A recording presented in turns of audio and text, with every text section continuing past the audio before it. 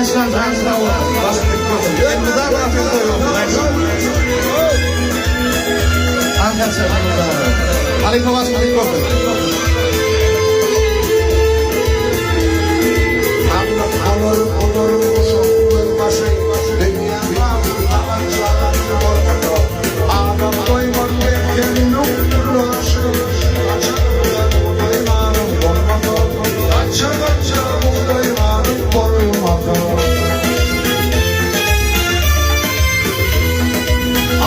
Aygıt gerek adım kendine, filan parmak gerek aklı birliğe.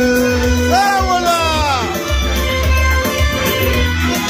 Doklaşıp yılırken hileler bile, filananlar kelleşen olmata, filananlar kelleşen olmata.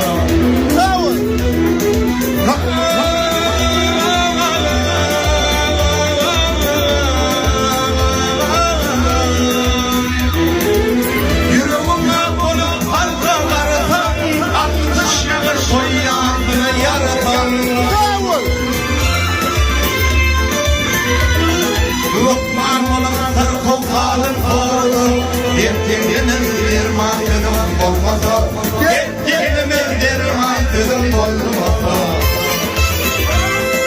Hani pazarına olun, başımız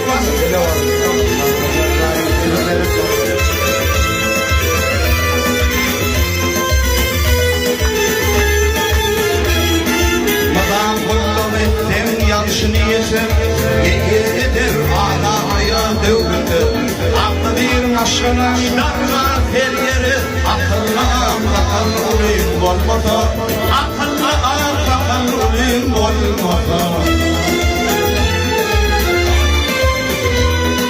Ağa bir ay yok garip olanım, yeter var olup garip ölünüm. Doyurmay dilerim umut alanım, arkamda payım olmasa, arkamda payım olmasa. Doyurmay olup kovkalım doğrusu, yettiğiniz dermanlarım olmasa, yettiğiniz dermanlarım olmasa.